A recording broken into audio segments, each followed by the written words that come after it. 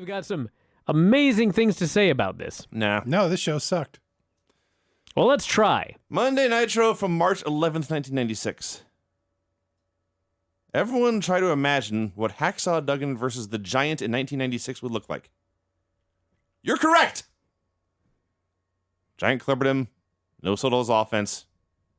Duggan sold. Brian Pillman was in the crowd waving banners to call a 900 number. He got taken out. Match just kept on going. God bless Giant, an amazingly gifted pro wrestler for his experience at this point in his career. But when he had to do 2 bear hugs in about 5 minutes, he's green.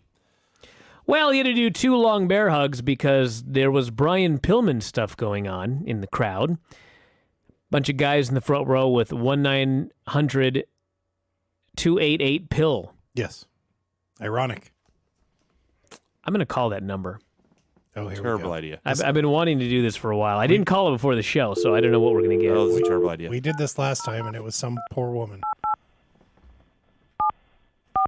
900 number, dude. It ain't going to be someone's house. It could be a woman.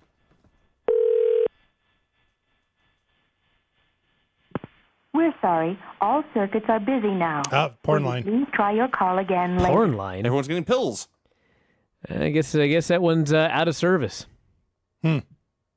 Shucks. Let's try one more. Gene's hotline. 909-9900. This is riveting. It's better than Raw. This is more promising. We're sorry. Your call cannot be completed as dialed. Man, I guess you can't call 900 numbers anymore. Who would ever thought? Anyway, go on, Vinny. By the way, I got to tell you guys something. No, this is important, Vinny. This is also better than Raw. Mm-hmm. So you know down there at the Safeway parking lot? Mm-hmm. I'm not going to mention the name of the place here, okay? But Safeway.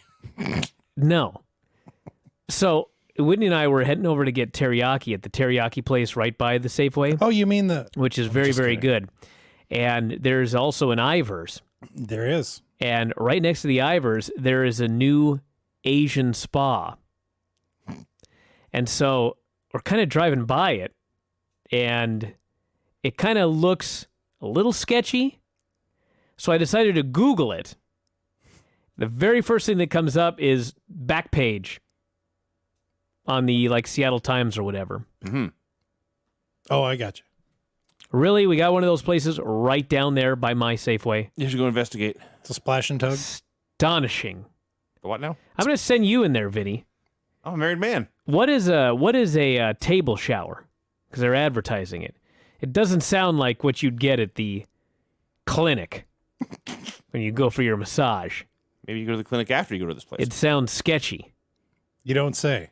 Anyway, thought about that when I thought about that 900 line. I was listening to Adam Carolla today. That was important, Brian said. Hey, it was. I was listening to Adam Carolla today, and they were talking about, those rub and tug places. And the Danny Bonaducci said he knows how to proposition the woman is you lift your hips up off the table when they're massaging your inner thighs. Oh, yeah? And that's the invite. That's the, when they're massaging your inner thighs, Yeah, I don't think you need to do anything at that point, that's Craig. the wink. Have you ever gotten a massage? They don't No. massage your inner thighs. Why not? I could have pain there. Go ahead, Vinny. I got some pain there right now. Come here. So Big Show won. Pain in the crotch? He won with the chokeslam. There was some BS with Tape Fist and Jimmy Hart, but the point is Big Show won. And I've been talking about these taped fists. Yeah. So Duggan's out there, and he's in trouble. So speaking of pain in the inner thigh, he sticks his hands into his trousers, and he comes out with a roll of tape, which he may have just put around his dong for all I know. Oh, goodness. But he pulls the thing out, and he's trying to tape his fists. Carried a dozen donuts there one time. So he gets knocked down, and he can't tape his fists. So he rolls outside, and now he's trying to find duct tape on the mats. And so he's pulling the duct tape off, and he's trying to desperately tape his... Apparently the only way he can win is to tape his fists and punch the Giant. Mm-hmm. Which, by the way, we find out is not true because he punches the Giant 3 times once he gets his fist taped, and the Giant still doesn't get pinned. So my question was, is taping your fist illegal? Yeah. Should be.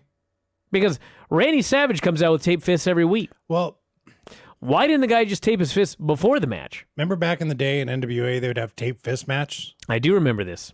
So you would reckon that maybe You would taping reckon. your fists would be illegal. But after spending all that time taping his fists, he punches the Giant 3 times right in front of the ref, and the ref doesn't call for the bell. So apparently it is legal. Well, that's because it was athletic tape.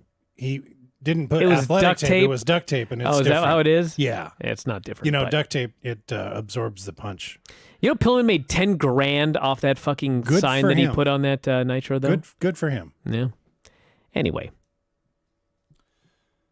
Steiners came out on motorcycles. Best thing we watched all week. It really was. It actually was great. Steiners versus the Road First of all, Warriors. before we get to the match, though, Steiner's making their big return to the company. So the big debut, they're on motorcycles behind curtains. And it's like black curtains. Like, if you ever seen the old bingo hall entrance for ECW, that's what this looked like. Only this is a big, giant, multinational corporation. And then the curtains did not get pulled back in time, and Scotty almost pulled one down driving his motorcycle by it. This looks so ghetto. So, yes, it was the Steiners versus the Road Warriors. We were told that the Nasty Boys had been scheduled for this match and then had been mysteriously attacked backstage. Oh, no. So this was... Maybe Ken Shamrock taped his fists. That was funny. So, sorry, I'm distracted by whatever Craig is doing. I don't even want to know. Instead of just reading it, he doesn't... Mr. Name Dropper doesn't want to name drop for once in his life, so he's Shut up, handing move over on. the iPad across the room to me to read Lance's statement you are about less the than main 3 event. feet away from me. And it's Lance. Of all the names to be ashamed about dropping. Yeah, everyone listening knows Lance sends us emails. It's okay. Anyway, back to the Road Warriors and the Steiners. This was to the point where Scott had started, or he had decided to just get as big as he possibly could and not care about wrestling anymore. He was still 2 years away from his peak. But he had not, yes, exactly. He had not gotten there yet. So he was really, really, really big and scary, but also extremely mobile. This is like the scariest he ever got, because he can still throw you around with ease. So, if you've ever seen the Road Warriors suplexed all over the place, Rick got involved too. Watch Animal take belly to bellies repeatedly. It was insane.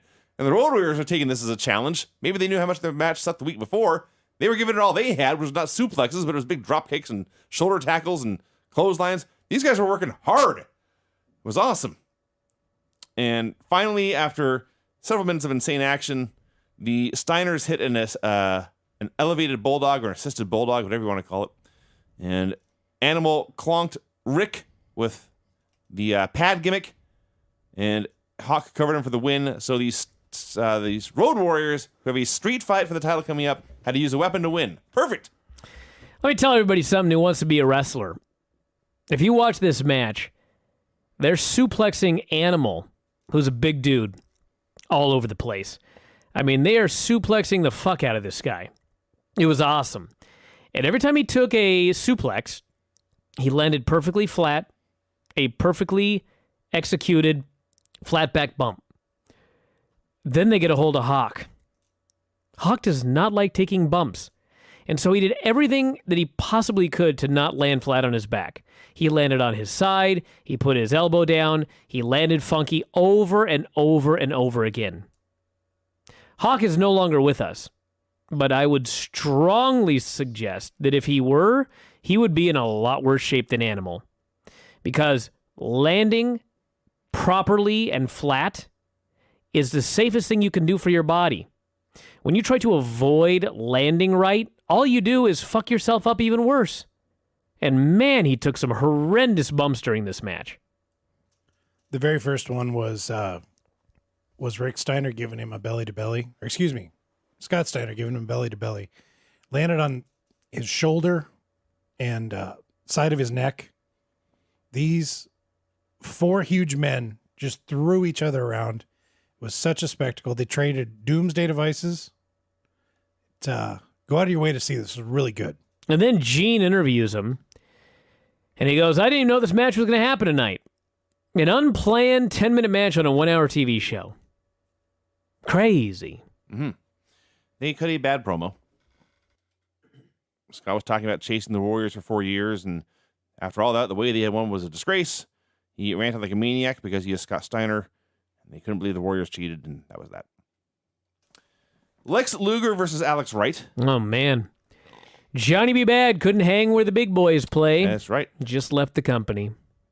So they had, I don't know if they did the match on Saturday night or whatever, but Luger was TV champion here, and Bischoff was never shy about burying a guy on the way out, making sure to point out he could not hang with this competition.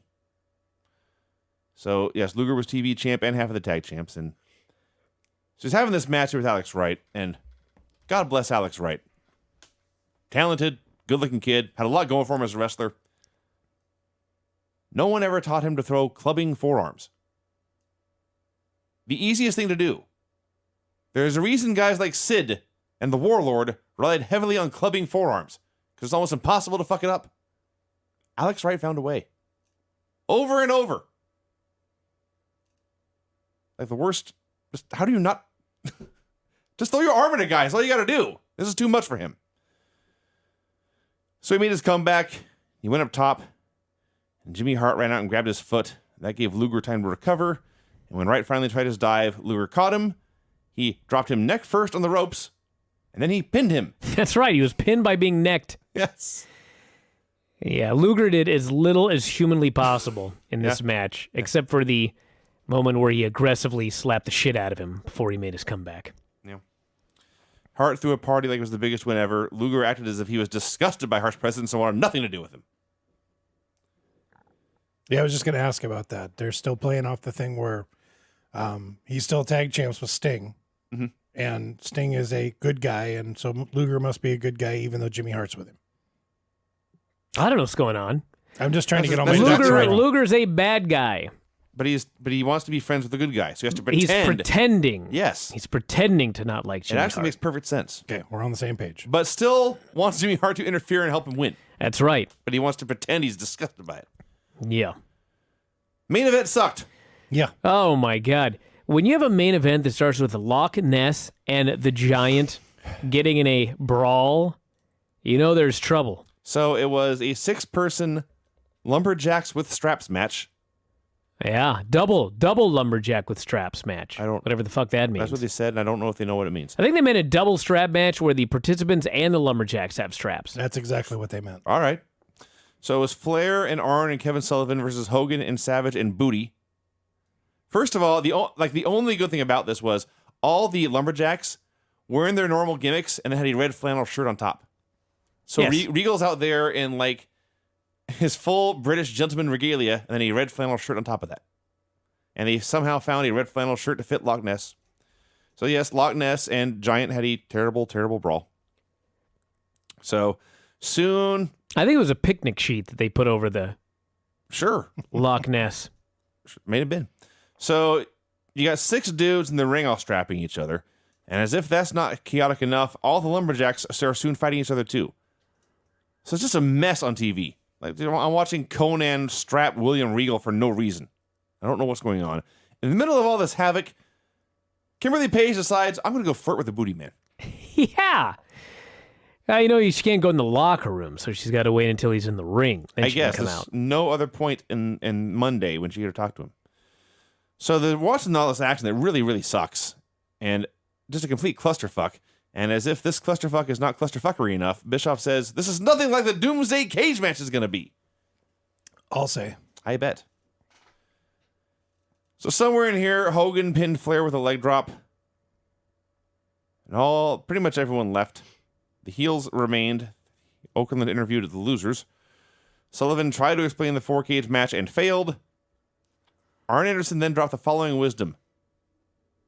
Nothing that happened here tonight even resembles professional wrestling. Truth. That is correct. I think the key to this whole thing was they wanted to have a match that looked completely out of control so they could promote that this completely out of control match that does not resemble pro wrestling was allowed on nationwide television for free. But this cage match at Uncensored, you'll never see it on TV. That's how crazy, that's how wild and terrible it is going to be. And it was terrible. It was very terrible. It was censored from television, and it should have been censored from history. Is that possible? This was like watching the World War III triple ring battle royal. Yeah. It was that big of a mess. It was hard to focus on what was going on. There was huge, long shots away from the ring. I mean, it was an absolute mess. And Flair pinned again, this poor fucker. Yeah. But hey, he got his heat back by going completely out of his mind. And then at the end of the show, when they go back to the announcers, he made one last great appearance, going absolutely nuts. And as a heel, whipping the crowd into a frenzy as the show went off the air. Yeah. The only thing I got out of this is Liz looks like she is constantly racked with anxiety at all times. She's with Flair. She always looks like she's about to have a panic attack. Not just with Flair. Anytime she's on television, she always looked like that. Racked with anxiety. It's crazy. I thought she just looked confused. No, There's that too. She's probably been, Fuck, fighting. did you see this show? I'd be confused too. Imagine if they put her on Raw. Probably been fending off the advances of Ric Flair all afternoon. I mean, that would drive any woman nuts. It'd be difficult. So that's it, everybody. Uncensored's coming, and we may have to watch that cage match again. It's so bad, dude. We may have to watch it I don't know again. if I ever did. Oh, Vinny, you're going to watch it this time. Here's what I remember about this, honestly. Do you remember back in the day before, I don't know if it's right to say it was not digital cable, but the cable box had like a little slider on there? Yep. And you could tune. Now, if your cable box, if you turn on the channel you don't have, it's just a black screen saying you don't have this channel. It used to be you would get a static or wavy image, but you could hear the audio fine. Right. And that's how I got my pay-per-views, by listening to them. And I remember listening to that match. Hey, you're better off listening to it than watching And I it. had no idea what on But earth was going on. We're going to go back in time, Vinny, and you're going to relive this uncensored 3-tier cage match. Had to open your mouth, Vince. I think Zeus is in it, if I recall correctly, and Zeus and Jeep Swenson. That's right, Jeep Yeah. Swenson. Oh, Pain. man. That means they're probably going to be on TV soon. I can't wait. Oh, yeah. Oh, man. How exciting. All right, well, let's wrap it up with this song. It was a big hit earlier in this same show. Yes. Well, let's repeat our material. Thank God for this song. You know what? Nitro, March 18th, 1996. Show opened with Giant and Loch Ness brawling in the aisle. And when I say brawling, I mean Giant was hitting him and Loch Ness was selling. Oh, yeah? I don't think Loch Ness actually got any offense in. So Kong and Godzilla are fighting over on the side there. That's what they said. Yep. So it was more Godzilla in a building. That's actually very true. Very, very true. And it was supposed to be Loch Ness versus Lex Luger. Let's stop for a second. All right. It was supposed to be Loch Ness versus Lex Luger. That doesn't sound very good. Who put this show together? Well, If this were real. yeah, that's a poor match. It's a poor, poor match. You can't see Lex hulking up the Loch Ness in the torture rack. Maybe you could hip toss him like he did to Yokozuna. I think he'd more likely to see Lex actually slam the actual Loch Ness monster. So Lex's music plays, This is awesome. and he comes out posing, flexing. He's got his belts, He's so happy. and he looks over, and there's 1,000 pounds of human being brawling. And he looks at it, and he looks back at the ramp and just keeps flexing and posing. Yep. Don't give a fuck. He gets in the ring, says, "Well, I'm here. Count the fat man out." And the ref counts Loch Ness out, and Lex Luger wins via countout. Oh, yeah. At this point, Jimmy Hart, who was managing every heel in the company, he was out there screaming at Loch Ness and Giant to stop fighting. But once the bell rang and Luger won, Jimmy Hart ran out to celebrate with him. Mm-hmm. And they had a big hug. And then Lex remembered, "No, wait, I don't want Sting to know I am friends with Jimmy Hart." And he pushed him away and ordered him to the back. And then he hit the announce desk to brag about being on a roll. That was the opening segment to Nitro. This is the best Lex Luger there's ever been. Flexing. Ever. Yeah. Yeah, he's been unbelievable the last 2 months on this show. This segment right here was almost better than Raw. I can't quite go that far, but Luger was something else. Tony Schiavone brought out Hulk Hogan and Randy Savage for You're an missing interview. one thing here. All right. after this match, Eric Bischoff says, we got a standby match coming up. Yes, because apparently in his mind, he thought that Luger and Loch Ness might go a while. you never know. It certainly couldn't have got any shorter than it They did. might put in some time. Yeah. So, yes, Shivani interviewed Hogan and Savage. Out of their minds. They were there to plug the Texas Tornado match in the main event of this show and the Doomsday Cage match in 6 days at Uncensored. And aside from that, I have no idea what they said. We have to watch this cage match. I knew you would say that. Vinny, you've never even watched it. I don't think I've ever actually seen the cage match. You got to see it. It's legendary. I know it is. And I also know that many years ago, I think it was the Survivor Jenna versus Charmel match. Yes. So there was something terrible. And I went back and watched other legendarily bad matches to see if anything could compare. One of the matches I went back and watched was from this show, Giant versus Loch Ness. And I remember, it is appallingly bad. Is it really? Oh, God, it's awful. Oh, man. It's also short. Well, I hope so. Loch Ness did not go 20 minutes. He managed to pile in 20 minutes worth of suck into about 4 minutes. We got to watch it because it was so bad at the time, but I do often think, I mean, could this really be worse than The Big Show versus Eric Rowan? Yes. Yeah. Oh, God. You may be right. This was absolutely nonsensical. It made It was terrible. so We'll bad. watch it and then review it. But yes, that match sucked, and I'm sure the Doomsday Cage match sucked as well. I mean, come on. Jeep Swenson's in it. We'll get to Jeep. Public Enemy versus the Steiners. Yeah, this happened. I was excited by it. Why? I'll tell you why. This is, honest to God, this is true. This is what's missing in wrestling today. In WWE, everybody works the exact same match. That is true. That's why nobody cares. But when Public Enemy came out, Public Enemy, they want to work their ECW match. Mm-hmm. And the Steiners are going to come out and they're going to work a New Japan match. Mm-hmm. And neither side is going to work the other side's match. And so it's a complete train wreck. The Steiners are throwing these fuckers all over the place. Public Enemy is trying to work like it's an ECW match. It is a complete and total styles clash. And thus it's exciting, out of control action. And you honestly think at any point someone could kill someone. Especially with the Steiners in there. No. You think the Steiners could kill Public Enemy. Mm. Well, they... At no point did I think Rocco Rock was going to beat up Scott Steiner. Exactly. But if you will notice during this match, the Public Enemy were suplexed all over the place. Oh, they were. They were dropped on their heads every time. Because that's what the Steiners do. Yeah.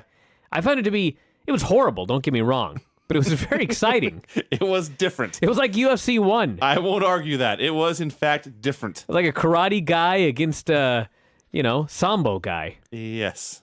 When Rocco Rock was in there, it was okay. It was fine. Sure. And then Johnny Grunge tagged in. Johnny Grunge was no good. And then it got really, really bad. Oh, yeah. Johnny Grunge was horrible. Oh, yeah. Thank God for Paul Heyman. He is a genius. So Bischoff had two comments. It wasn't during much this of a match. genius. He just had people not do shit they couldn't do. Yeah, That's That's genius. say it. That's hardly genius. he found something Johnny Grunge could do. Hit people with pans. Yeah. And bleed. And bleed. And bleed, well, It'd be yeah. funny, yeah. It's not so much that he's a genius, it's just everyone else was an idiot. Well, there you go. In the land of the blind, the one-eyed man is king. Sure. So Bischoff, first of all, he's plugging the Doomsday Cage match, which I remind you was on pay-per-view 6 days away. And both here and later in the show, he was sure to clarify he had no idea how many men would be in the match. Well, I can give you some insight. They had no idea how many men would be in the match? It was originally going to be Hulk Hogan against 4 bad guys. Right. And sometime around the time of this Nitro, Hulk Hogan decided that he was going to change it. And it was now going to be Hulk Hogan and Randy Savage against 8 men. And apparently, and I would love to know who drafted this, Hogan sent a memo to the office indicating this change. By carrier pigeon? Or? I don't know. I just know he sent a memo.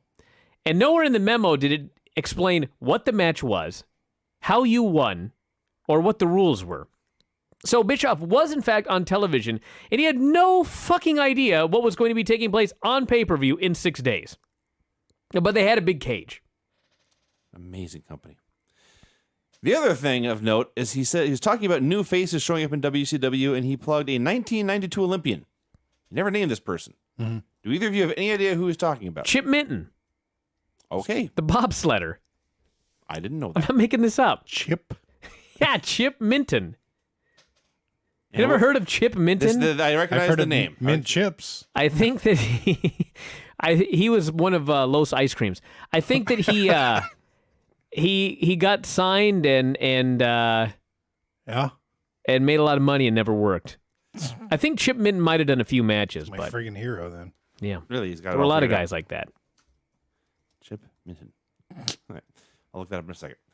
Nickname Arn was Anderson bad. versus the Booty Man. You might want to tell the folks who won that match. Oh, the Steiners hit an assisted bulldog in one.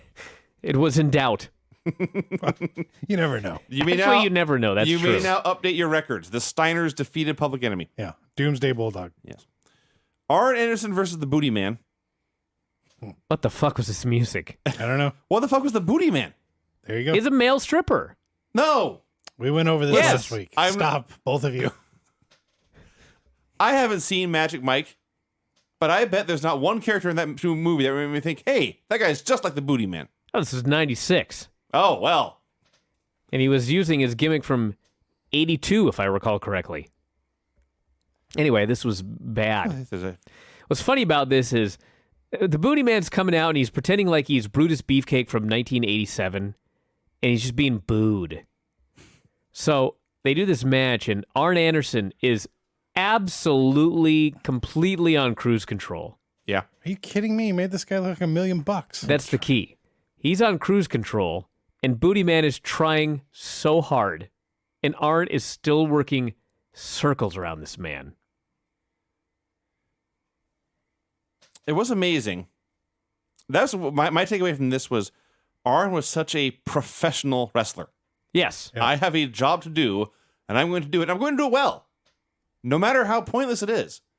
I am going to wrestle this spaz With holes in his ass. with holes in his ass who calls himself the Booty Man. More than one, by the way. Yeah, one on each cheek.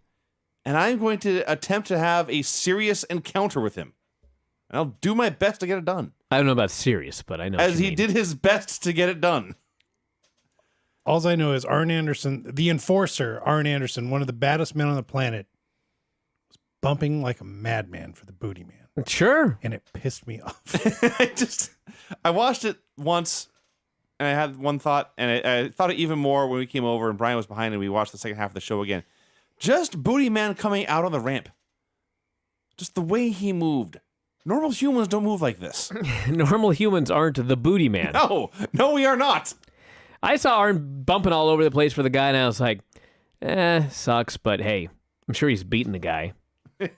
Wrong. So Kim Page came out, and a woman went after her, and this distracted both wrestlers. And then Booty was in the ring, and Arn was getting back in, and Booty caught him with the high knee to the head. The high knee. Yeah, For the win. the high knee on the second rope. So yes, Booty Man pinned Arn Anderson. Yeah. Not even just Road Warriors, one word, versus the Nasty Boys. The entire match was just a 4-way brawl on the floor. Eventually, the roadies started working knobs over. Oh, yeah? Well, yeah, that I realized. Yeah, Get that drop. Everything I wrote here was funny. Hawk backhands knobs. For real. He did, too. He slapped the crap out of He him. backhanded this fucker. Like he was trying to do a chop, but he got him in the face. This match was such a disaster. yeah. They got so fucking tired. Mostly Sags. Sags was sagging all over the place in this match. Hawk is exhausted. And it was just bad. This was bad wrestling. It really was. And Can't even call it wrestling. two things, and we've gone over this now, but I'll say it anyway. Bischoff explained that Gene Okerlund was home with the flu. Yes. So he knows Gene has the flu, but he has no idea how many men are in the main event of his pay-per-view. Yes. Yeah. WCW, everyone. Second of all, I'm watching this match. I watched the Steiners match earlier. I have no idea. Like the entire tag team roster of this company, I have no idea who the baby faces and who are the heels. I don't even know who the champions are. Champions are Sting and Luger. Oh, that's right. And even then, I don't know if they are faces or heels. There's one of each. Well, exactly. It's one of each. Yes. So at least I know where Sting stands and where Luger stands. I presume the Nasty Boys are heels. And the Well, you Road would Warriors think- are baby faces. You would think. And How did the finish go with this? the crowd certainly cheered for the forgot. Warriors. The Warriors won via cheating for the second week in a row. Yeah, you're right. So the crowd, I don't know. The crowd cheered for the Steiners. The crowd cheered for the Warriors, but those two teams are apparently going to feud. All very confusing. All I know is now 2 weeks I've had buffering issues with the WWE Network during Nitro, which I never had before. And apparently it's not in my house because Vinny also had them. Mm-hmm. Did yours work, Craig? Work like a champ. By the way, did you realize they're having a Chicago street fight on Uncensored in Tupelo, Mississippi? Oh, yeah? Yeah. How about that? I never got my report about the Portland street fight to see if it was different than the Seattle street fight. By the way, Go ahead. Maybe a stripper got involved down in Portland. Chip Minton did in fact wrestle for WCW in 98 99. In 98 and 99? Yeah. Must have been like main event or something. His final pro wrestling match on a house show, July 9th, 1999, he wrestled Kenny Chaos to a draw.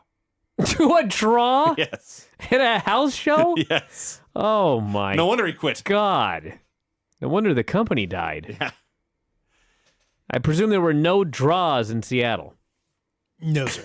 Did they mention the time limit, Vinny? Please tell me 60 minutes. Let me see here. Let's see. Cage match listings. I got to no. see Chip Minton. I forget what he looks like. It is not this time, unfortunately. He lost to Jim Duggan, lost to Brian Adams. Lost All right, to Shawn go on, Guerrero. Vinny. Jesus Christ. Main event was Ric Flair and Kevin Sullivan versus Hulk Hogan and Randy Savage. This was a Texas Tornado match, which means all four dudes in the ring and no tags, which would mean something if we'd not already seen 3 other tag team matches. There were 4 guys in the ring with no tags. That's all the show was. Brawling tag matches. Man, I'm looking at Chip Minton versus Chris Adams. Chris Adams is in a gi with a black belt against Chip Minton, the bobsledder. That is like UFC 1. Karate guy versus bobsledder. Bobsled Foo. Yeah. Does he have his helmet on? No, it doesn't appear so. He's It's wearing too a bad. singlet. Did he drive the sled down to the ring? I don't see the sled either. That would be awesome. I need to do a bobsled gimmick now. He had teammates that ran with Yeah, him. yeah. They make a hole, the chute. Make the chute down to the ring. Right. And you climb in the sled and 4 dudes push you along. And then you get out of the sled and you wrestle.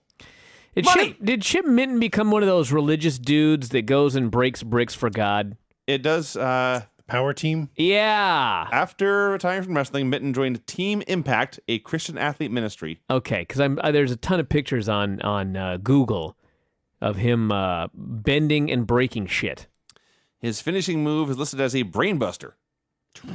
I can think of few things I'd like to do less in life than take a brainbuster from a bobsledder. Yeah. Didn't we meet one of those guys, Craig? Did anybody remember this when we met a guy from... It was when we used to work with Blinn, and the guy whose father was the preacher. And remember, we met somebody from Power Team, whatever, and he gave us like a brick he broke or something, or a board. Yes. I vaguely remember this. Maybe it was fucking Chip Minton. No. How about that? How do you remember that? I have no earthly idea how I remember that, but I remember it. That's crazy. I'll say. Go on, Vinny. So they brawled around a lot. What match are we on? Flair the and main Sullivan event. Oh, versus yeah. Hogan and Okay. Savage. Sorry. Ric Flair remains awesome, if any of you were not aware. Have you talked about the hat? No, would you like to? So, what day was this, Vinny? Monday. I mean the fucking date. March 18th, 1996. Was it St. Patty's Day? That's my question. I don't think so. Well, somebody was wearing a St. Patrick's Day oversized... It was a Randy Savage giant neon green foam cowboy hat. Okay. St. Patrick's Day is on the 17th. This was the 18th. All right, close enough. So they had this giant fucking green neon enormous cowboy hat. And somehow it ended up on Ric Flair's head. So it's so big that it covers his whole head. And so Flair is stumbling around ringside with this giant hat on his head, which, by the way, that alone was awesome. Mm-hmm. But Hogan decides, I'm going to chase him, and I'm going to punch him while he has his hat on. Flaw in the plan is, there are two flaws in the plan. Number one, Flair can't see. And number two, Hogan is a light worker. Yeah. So Hogan grabs the back of his head, and apparently, in Flair's mind, when Hogan grabbed his head, he imagined him pulling his fist back and swinging it, so he tried to time in his imagination when he would be punched by Hogan. Guessed wrong! Selling non-existent punches over and over with this giant oversized hat on his fucking head. It was so amazing. Only Ric Flair. This is what I figured out. Flair did this spot, and Flair also did the spot where he shoves Pee Wee Anderson, and then Pee Wee Anderson gets up and he shoves Flair, and Flair takes a bump. Okay, this only works when you're a multi-time world heavyweight champion and one of the best wrestlers of all time. If you would have done this hat spot or this take a bump for the skinny referee spot and you're like Eric Rowan, your career's over. Anybody on the mid-card, this would kill your career. But Flair pulled it off every last single time. It was great. So they wrestled around for a while, and finally Arn and Pillman arrived, started attacking everyone. The ref threw the match out. So much for that Pillman angle. Well, sort of. He was out there. He was working with the Horsemen, attacking the heels, but every once in a while, Hogan or Savage would throw a shot at him or hit him with a chair even, and he no-sold everything. Sure. He came out of the crowd. He was wearing These pants. tie-dye Zubas, Oh, I want these pants. and he was wearing Not his even tie-dye, like rainbow. white shirt with his 1-800 number His the back. 900-878 pill or whatever it Yeah. was. and just a madman. So the fight's going on, and Booty Man runs out to support his friends, and there's a stalemate, and then out come two men. One of them was best known as Zeus. Do you remember his WCW name? The Z Gangsta. The Gangsta. Yeah. Do you remember what they called Jeep Swenson that first night? Yes, I do. It became a big deal. Yeah. It was the final solution, Yes. which someone then pointed out, hey, that's what Hitler called the Holocaust. Yeah. Let's change this name. What a bunch of shitheads. So they went with the How ultimate could you be so solution. dumb? It's WCW. That's funny is Jeep Swenson was bigger than most Jeeps. Couldn't even call him Humvee Swenson or something. I'm just going to tell you some facts here. How about Tank? Tank Swenson. That's awesome.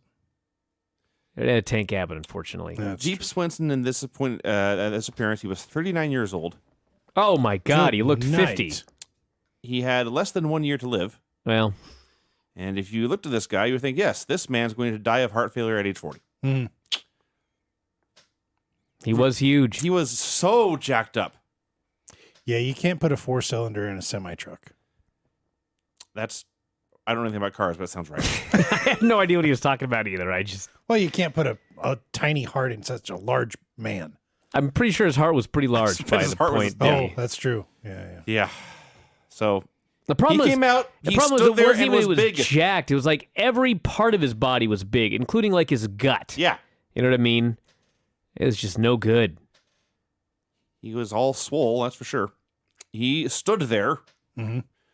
And Z Gangsta also stood there. I like that Swenson, it's not enough to be like 6'5", whatever he was, and 400 pounds. He also had to have face paint on.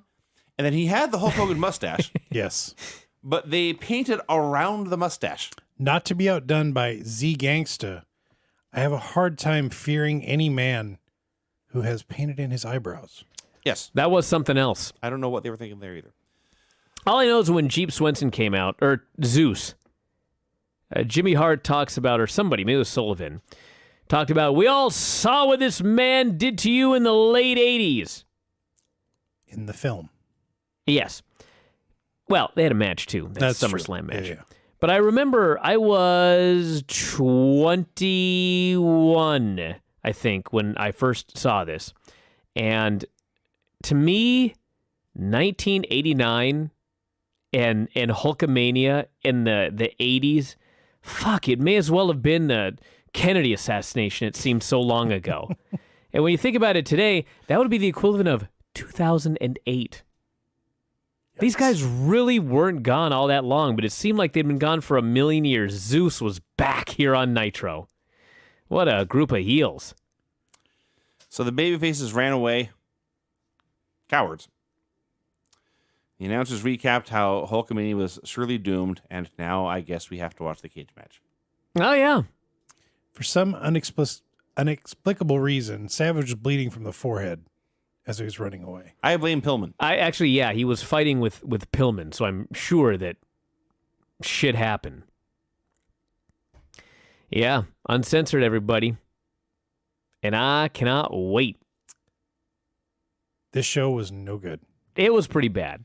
Yeah, I won't argue. It was pretty bad.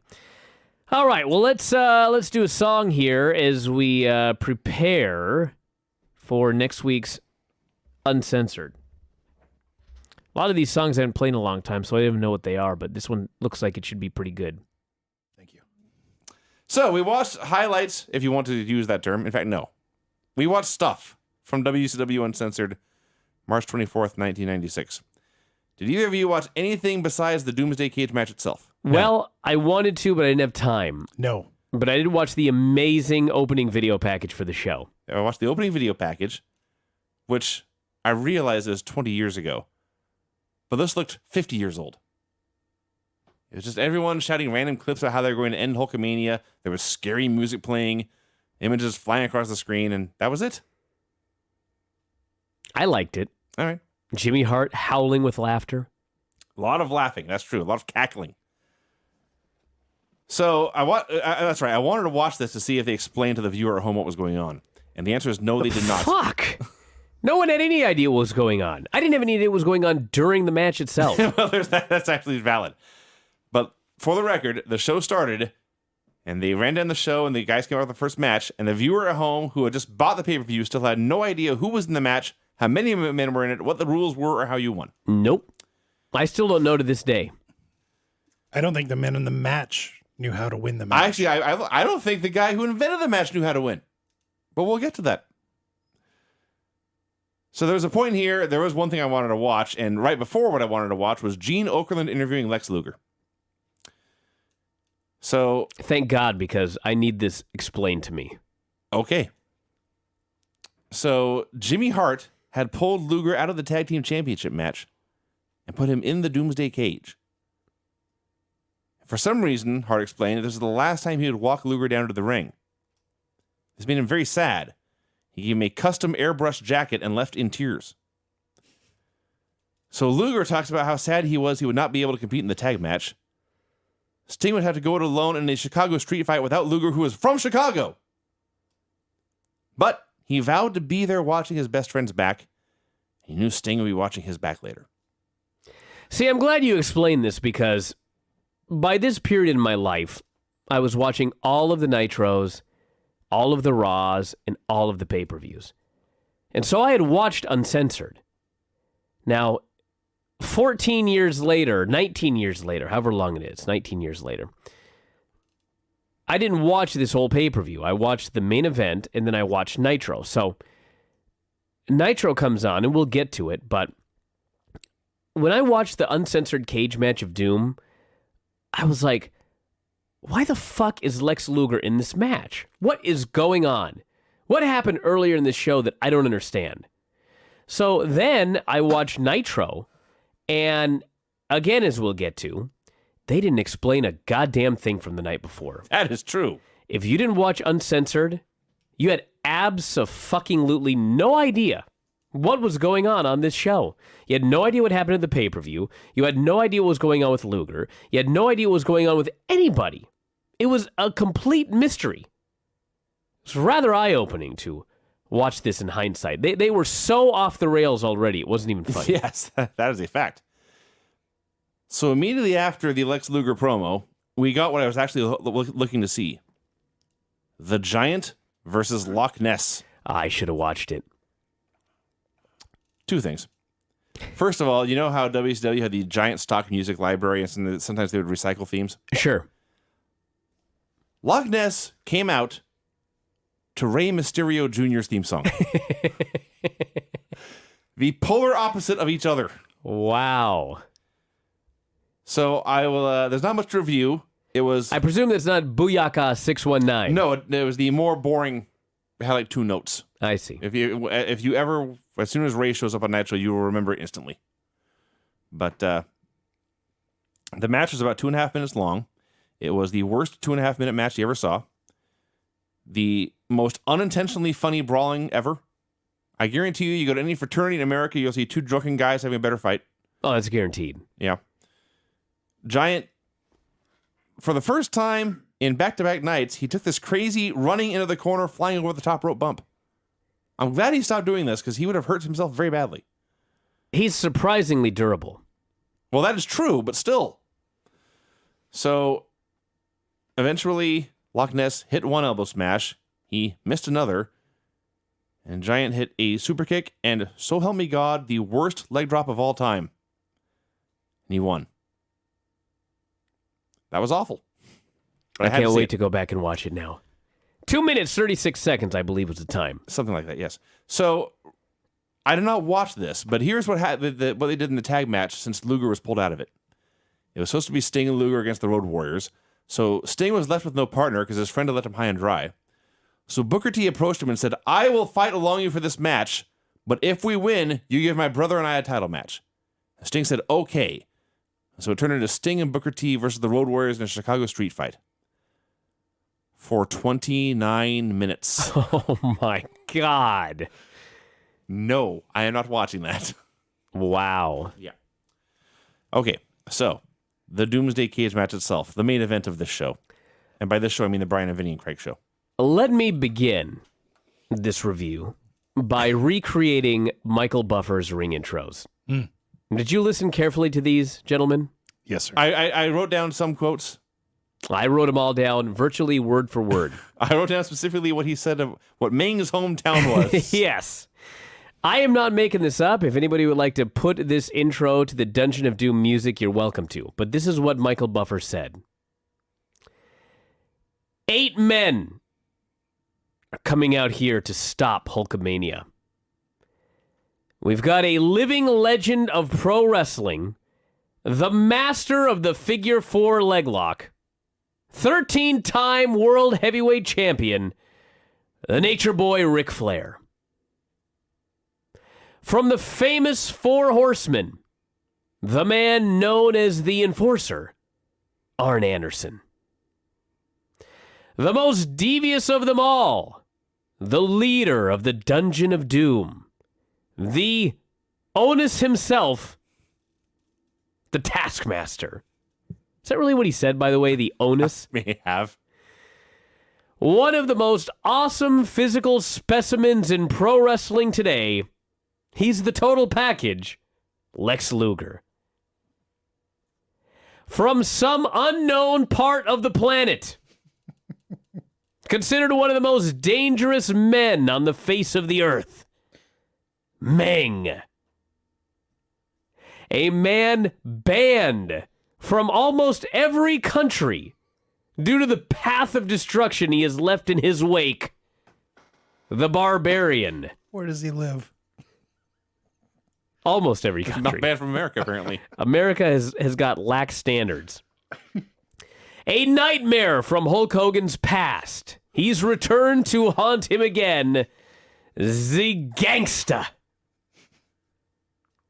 And finally, one of the most dangerous of all, whose arms are more dangerous than anyone in the history of professional wrestling. He has vowed to crush Hulkamania with the strength of his biceps. The ultimate solution.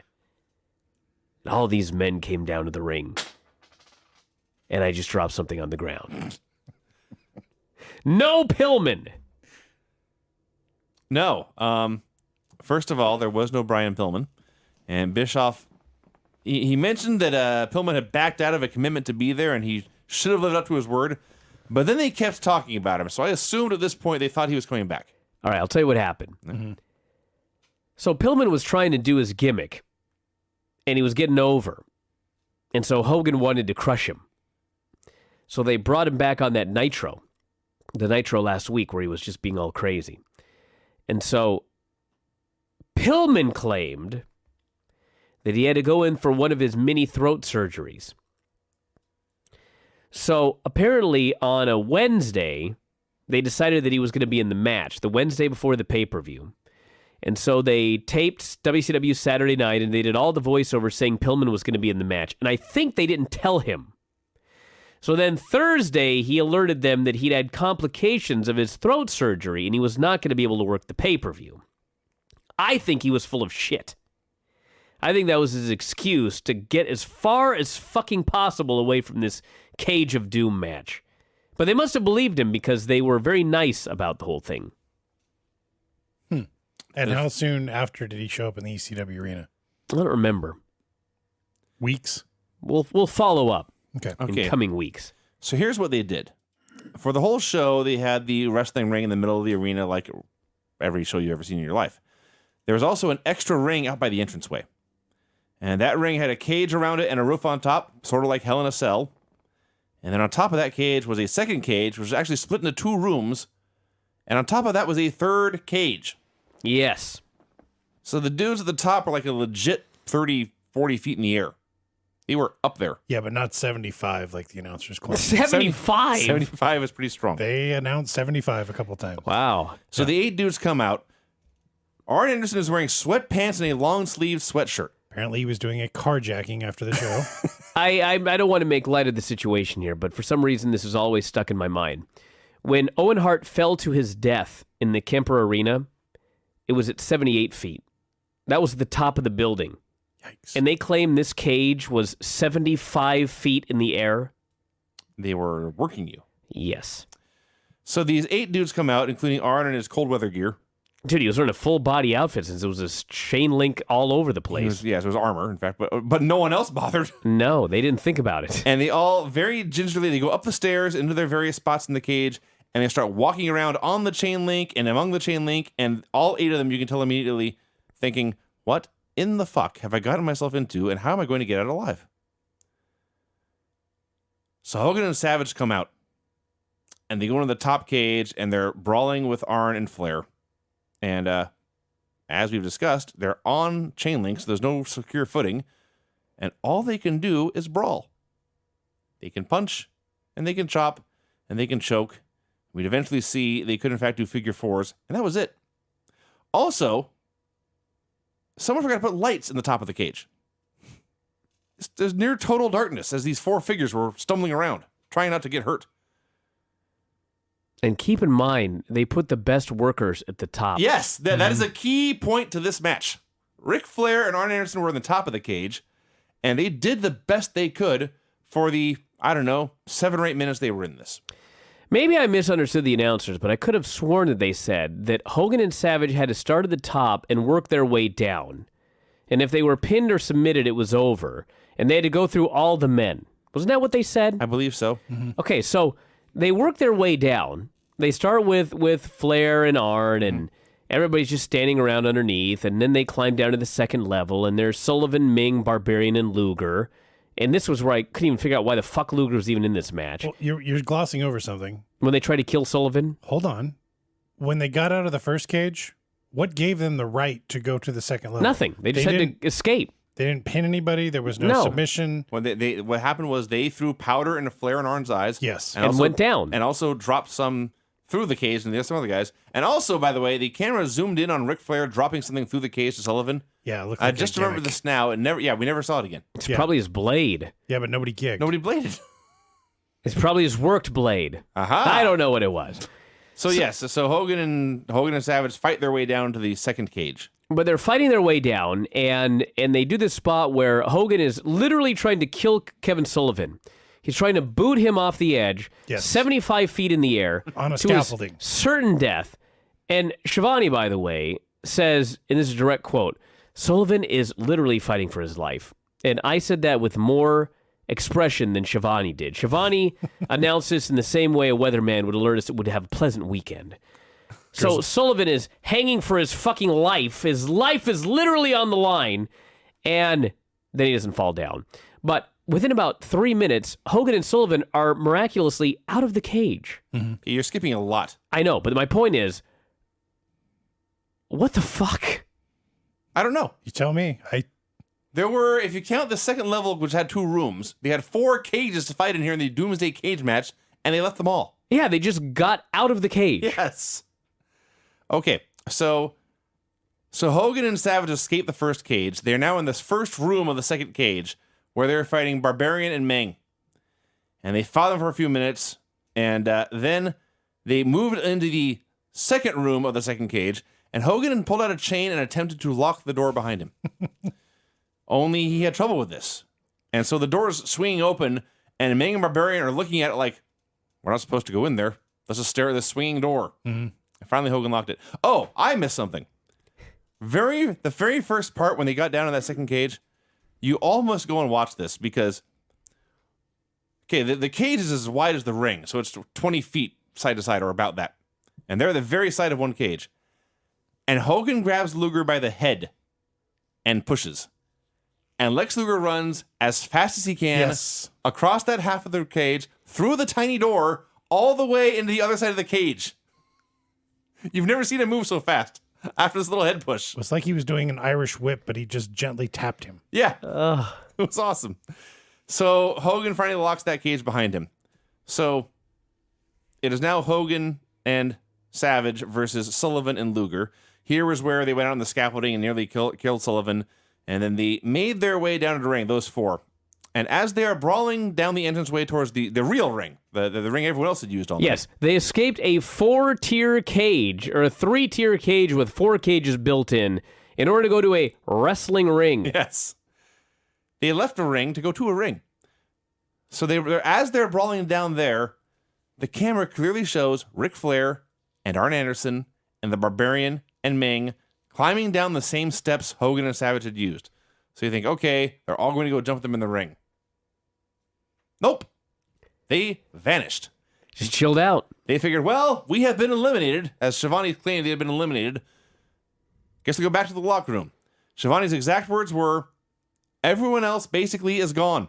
Yeah. A lie. So they go down to ringside in the center of the building, and the only heat in this entire match was when Hogan started beating up Luger.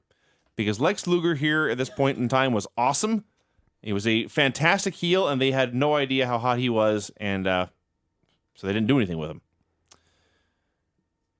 So they brawled there for a long time until at a completely random point, the Ultimate Solution and Z Gangsta moseyed out.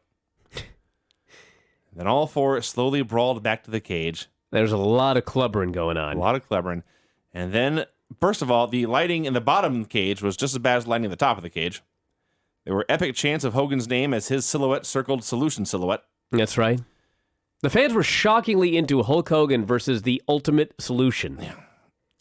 And then they started to go.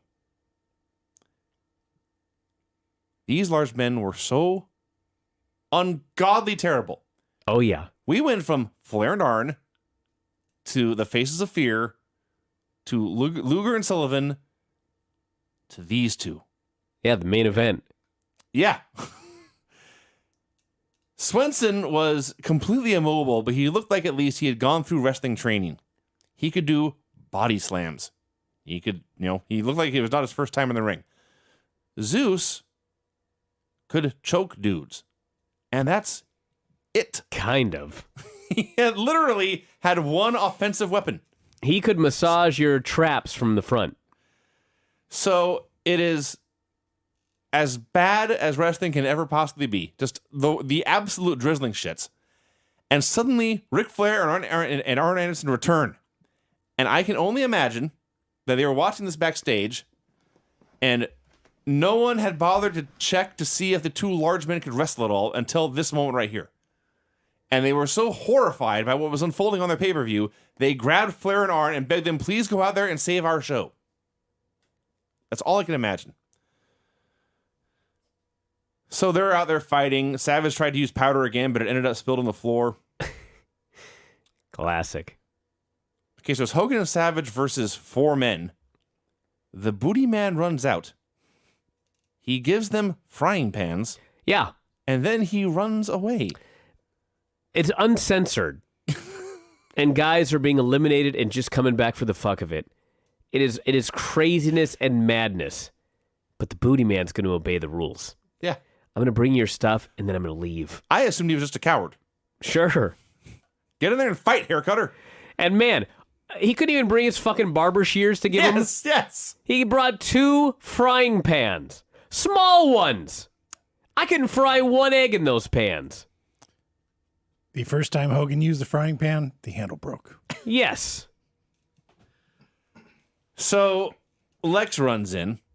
He puts on a loaded glove. And Flair grabs Savage's arms. A loaded glove.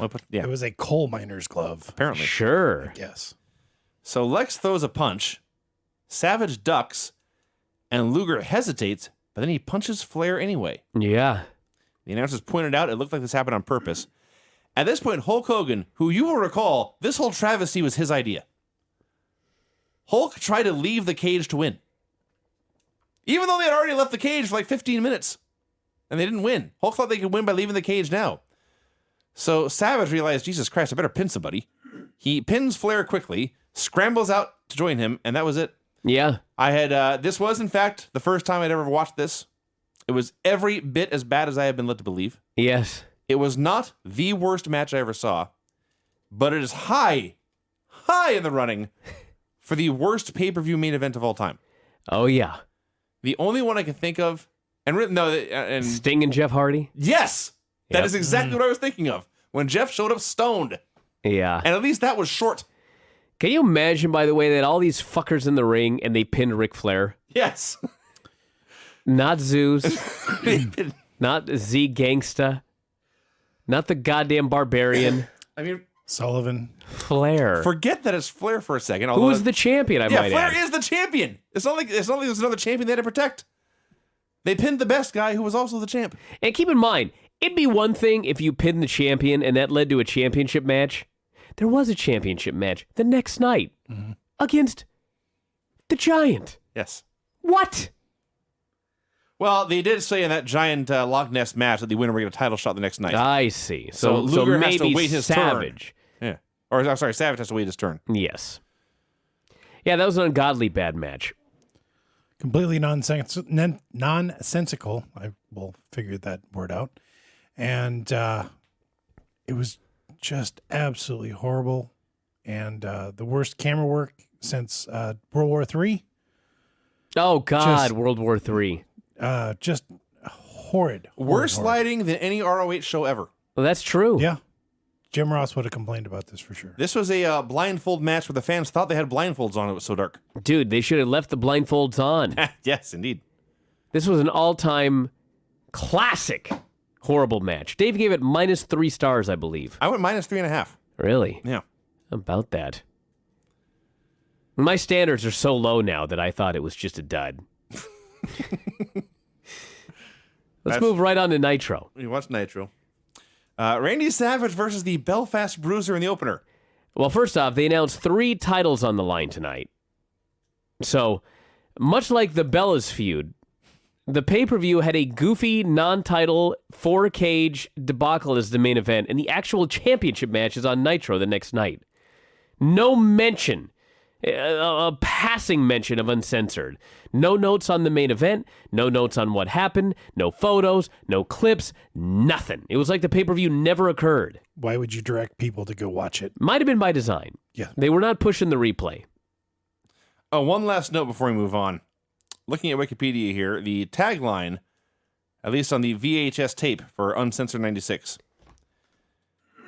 Everything you've wanted to see, plus the stuff you haven't thought of yet. Oh, yeah? That's what it says. Wow.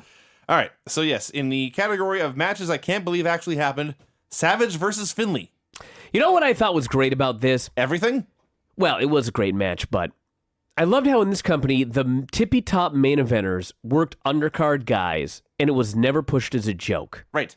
Belfast Bruiser went in there and he beat his ass. It was taken seriously by the announcers. It was taken seriously by the fans. Savage still won, obviously. Made a comeback, hit the flying elbow and everything like that, but it's pretty easy to get people into matches when you don't treat 95% of the roster as a total joke. Yes. Christ, John Cena's, he's pretty much the only guy where if you put him in with the right guy who isn't buried too bad, the fans will take it seriously. But, man, you never see Randy Orton versus Zack Ryder on Raw. And if you did, it would be a joke match with an immediate finish. Mm-hmm. This was a serious match, and Belfast Bruiser beat the shit out of him. The key here is they talked about how Finley had busted up Steven Regal's nose with a European elbow at the pay-per-view. So he hits one here, and Randy Savage sold this elbow. He spins around, he is wobbly, he's glassy-eyed. It was so great. And they just brawling on the floor. It was a simple match. It's not like it was not Flair Steamboat or anything.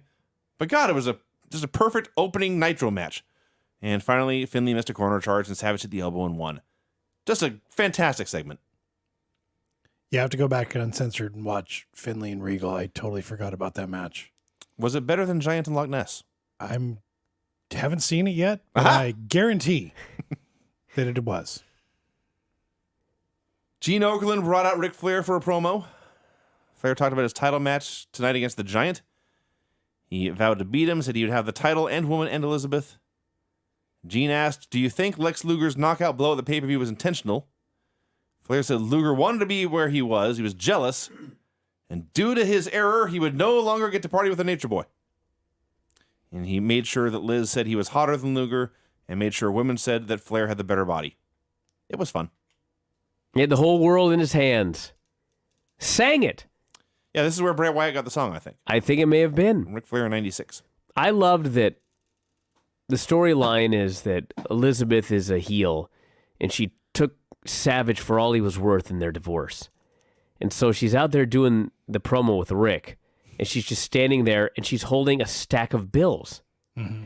And at first, I didn't know what was going on, so I just thought, why is she holding money? And then Bischoff said this was Savage's money that she'd gotten in the settlement. I hope she got more than that. Not to mention the one on top was a $1 bill. Not just a one on top. No, it came out later. Later, she dropped all of the bills. Oh, jeez. And they zoomed in, and they were all ones. At that point, I just assumed she'd gotten the money from Rick. I was like, I don't know. I mean, come on. It's WCW. It's WCW, they couldn't find some $100 bills. No. Jesus Christ. Take this stack of ones. All ones. Liz, take this $20 and act rich. You couldn't even do the old gimmick where you get like $101 bills and then you put 100 on each side and you fold them up. Nope. The top one was a 1. All the rest of them were a 1. They fell on the ground and the cameraman got a close-up. Make sure you get a shot of them bills. And then they hired this production crew for TNA. Years later. Incredible. It writes itself, doesn't it? It does. Mr. JL versus Conan. Here was where Bischoff was talking about Pillman. Yeah. They told us Savage was going nuts in the back trying to get at Flair. To get his $8 back. $8 would be worth $9 today. Let's be serious. So this match was not very good. It was okay. They just did a ton of moves, and then finally Conan hit an Alabama slam and a cradle and won. I love this match because Bobby Heenan had no idea what was going on at any moment. Mm-hmm. And I guess his job was to be the play-by-play guy. I don't even know. I thought he was the color guy. But he's trying to call moves, but at one point they did this roll-up spot, and Heenan spent, I swear to God, 20 seconds explaining that he had no idea what he was seeing, so someone else is going to need to call this move. 20 seconds he spent telling us this. He had no idea what an Alabama slam was. I don't even know what that move is, but it looks devastating. Like, why are you even talking about the moves? Mm-hmm. He didn't know a single move, nor did he care to learn. And he was talking about Cops. The same show that was regularly beating Impact in the ratings in 2014. It does write itself. It's crazy. Conan came to the ring wearing this helmet, but the helmet had like goggles on it. He had a whole superhero getup.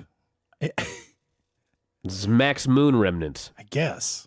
Yeah, you were right. This match wasn't the greatest. It was two guys taking turns doing stuff. And none of that stuff was selling. It was funny to listen to. Or interacting I know with the crowd, that. actually. And God bless Jerry Lynn, but who taught that man how to run the ropes? Oh, man. He had to go there. Then we had an amazing... Yeah, this is also a match I can't believe actually happened. This is another great example of what I've been talking about for a long time. Where on Nitro, it's not always a good show, but it can be very exciting because like last week we had the Steiners against Public Enemy, like UFC 1. You had these crazy amateur wrestlers against these two fuckers from the ECW arena that just like to go through tables. And so any moment you expected doom to befall the Public Enemy. The Randy Savage versus Fit Finley match. I mean, how wacky. Well, I mean, name one match that you could make on Raw today that would be similar to that. And the only thing you can come up with is any combination of Brock Lesnar and somebody. Other than that, everybody that has a match on Raw, it's all just... They're all the same. It's two clones. They just have different gear. And here in WCW, look at these wacky matches. Macho Man Randy Savage against the Belfast Bruiser. Conan versus Mr. JL. And then Disco Inferno against the Booty Man. Yeah. This match was 100% built around asses. This actually was two clones. But the story was that they were clones. It was all about the ass. They shook their asses coming out.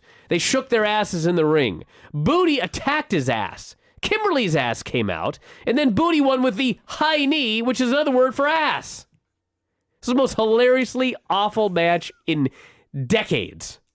I loved every second of it. So Disco comes out, and he cuts a promo into the camera. He's been selling Shake Your Booty CDs for years and wearing white disco pants, and Booty Man stole his gimmick. Yes. Then the Booty Man came out to his Shake Your Booty song. Serious question. Is Ed Leslie the worst dancer ever to get a dancing gimmick? It's up there. Huh. What do you think about that for a while? Yeah. Let me think. So Booty, as Brian said, he told Disco to kiss his ass, and Disco threw a huge tantrum. And that spot alone, I was already better than the Conan match. One of them showed emotion. Disco's tantrum when the Booty Man slapped his ass was Yes. the funniest fucking thing. And Disco's overselling of everything. He was like Kurt Hennig in there. Oh, far worse. Kurt Hennig was at least believable. Disco This Inferno literally was a Warner Brothers character. Yeah, this was unbelievable. So the Booty Babe came out to cheer. And Booty Man... I cheered. It's very cold in this arena, as they say. Oh, really? Oh, yes. How the fuck did you not notice that? That's all I could look at. You were talking about asses the whole time. Well, So she came out to cheer, and Booty Man, to steal a line from Modern Family, he presented to her like a female baboon. Mm-hmm. She smacked his ass, and he was so motivated by this that he hit the high knee for the win. yeah. Hey, I would be too. There are some things that I look back on, and I can't believe they actually happened. Everything with the Booty Man falls in that category. Oh, yeah. I can't believe this was real. It was real. It was on TV. It was someone's great idea. And they stuck with it. They never realized it was a bad idea. I'm trying to think of all the bad dancing gimmicks, and I keep thinking of large men. There's Alex Wright. Way better. Yeah. Way better than Ed Leslie. I keep thinking of large men like... Because fat guys dancing is funny. Exactly. Yes. Like the Blue Meanie. Yep. Way better. Rikishi. Bubba Ray. Way better, way better. Yeah. Oh, but Bubba Ray blew everybody away. That's what I'm saying. With his dancing. I think this was the worst dancing gimmick ever. It may have been. I didn't know if he was a dancer. He was just an ass shaker. His song, well, his song said shake your booty, but I guess that's your point. All right, let's move on. Let's. Please. American Males versus Sting and Lex Luger. This was also great.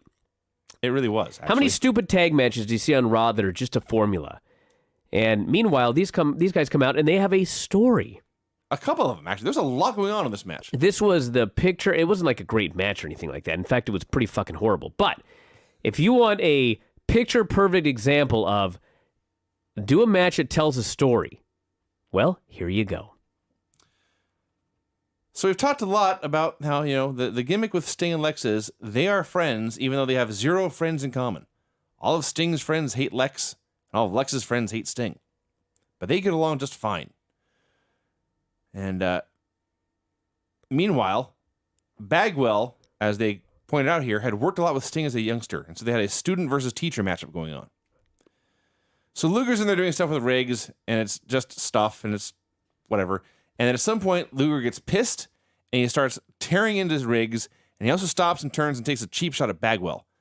And Bagwell hits the dirt, and he goes all redneck pissed off mode, and he jumps Luger, and Luger was legal, but Bagwell was not, and so their partners had to separate them.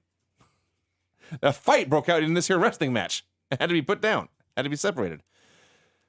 So they go back to wrestle, and Bagwell tags in, and Luger sees this and immediately tags out, so Sting's pissed off. So Sting works with Bagwell for a bit.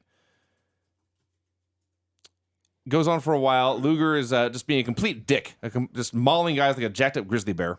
Which was funny because he was so out of control that people began to cheer his violence. Yes. I wrote a lot about this match. So it comes down to it. They got the heat on Bagwell, and Riggs tags in. He's doing stuff with Sting. And Bagwell and Luger brawl again, and this time Bagwell kicks his ass, and Bagwell turns back to the ring. And Sting gets a high cross, and Bagwell could break up this pin, but he is a good sport. And so he watches the pin, and Sting wins, and Bagwell is pissed. His team lost. His partner failed him. He slaps the turnbuckle in disgust. Luger, meanwhile, on the floor, had nothing to do with this, celebrates that he won multiple gold medals. That's right. Giant party. We got both tag belts over his head. And finally, Sting Tag says... and TV. Well, first he had both tag belts. Because Sting said, Lex, damn it, give me my belt. And so Lex turned the belt over, didn't get in the ring, mind you, handed him the belt, and then picked up his TV belt, so he still had two and still had a giant party. That's right. And Sting celebrated with the males, and Bagwell calmed down, and they all celebrated together, and it was great. And someone needs to bring back this good and evil tag team. I don't think I've ever seen it done, certainly not this well. But we've seen a million teams where they slap two guys to get together, and the question is, will they get along? And that's not the question with Sting and Luger. We know they're going to get along. It's how they're going to interact with everyone else that makes it unique and interesting. So this is more than just your usual two guys that hate each other tag team that you hate? This is much better. This is much better than just, for example, AJ and Paige, where they keep fighting and getting back together. Sting and Luger never fight, not physically. But, yeah. Best part about this is when they were coming down the ramp, Sting was ahead of Luger. Yes. Luger had his game face on. Oh, I didn't even mention that part. Sting was jumping around and high-fiving fans, and then he would look back at Luger, and Luger would act all jovial and go over and high-five fans, and as soon as Sting would turn his back, he'd be back to the stone face and then sneer at them. And... Yes, and act all pissed off, and then Sting would turn around, and he'd go back to slapping hands and high-fiving, and it was pretty This is the best team I've ever seen. It was amazing, but I will say, this was the first week where, as a fan, I thought, Sting, you're a fucking moron. After last night's Uncensored with Luger working on the heel team the entire time, you don't suspect something, you fucking moron? But yes, Luger's awesome. It was the best Luger ever. Main event was Flair versus Giant for the title. I don't want to say that Giant was a broomstick here, but this was Ric Flair wrestling himself, and it was awesome. It was a vacuum, a big vacuum, shop vac. He would throw a shoulder block and fall down his cell, and Giant would just roar. He'd throw a chop, and Giant would just stand there, and Flair would freak out. Just tremendous and excellent. And after several minutes of no-selling, including two of the, maybe legitimately the biggest press slams of all time. Giant had a hard time getting him up. Press slams are hard, but he got him. And I also like when they did a suplex spot. Giant suplexed him. And when Michael screams, parts of Ric Flair are 10 feet in the air. If Giant's 7 feet tall, and Flair's about 6, then parts of Flair are 13 feet in the air. Anyway. I liked when he was trying to do the press slam. Normally, if Craig were to press slam me, I would put my hands on his shoulders. Which I have done, by the way. To make it easier for him to lift me. But Giant is so goddamn big that his arms are way longer than Flair's. Yes. So Flair can't put his hands on the giant's shoulders to help the giant, so he puts his hands on the giant's head, and he's pulling at his hair. Yes. I was dying. The best example of that I remember, Shad Gaspard once press slammed Jericho. And Oh, that's right. Shad has giant long arms, Jericho has short stubby arms. And Jericho's arms were waving down, frantically trying to reach his shoulder, just because that's what he's trained to do. Obviously, Shad didn't need the help. No. I like Flair was also having Pee Wee Anderson call his spots to the giant. Yeah. It's always good. So eventually, Giant misses his corner bump and tumbles to the floor. Flair's offense consisted entirely of chops, choking him with a cord, low blows, and punches. Not much more you can do with the guy. Well, that's true. And finally, he goes up top, Flair does. Giant press slams him off. He does the Jerry Lawler pull the strap down spot. And Flair is on his knees begging for mercy. The best begging ever. And Giant holds up his hand and does the, raise my hand and roar spot that he still does to this day. And Flair's watching him the whole time. And Giant raises his hand and screams, which is Giant speak for, I am about to chokeslam you. And then he walked over and he grabbed him by the throat and he chokeslammed him. Yeah. Flair had only himself to blame. Well, And so the ladies took the ref. Arn ran in and walked the Giant in the back with a chair. Sullivan ran in and took the chair away. Giant turned around and saw Sullivan with a chair. He got pissed and started chokeslamming everyone. Ref threw the match out, and it ended with Giant storming off by himself as Jimmy Hart and the ladies tried to revive all the heels. Officially, the match was a no contest, so there you go. A fun episode of Nitro.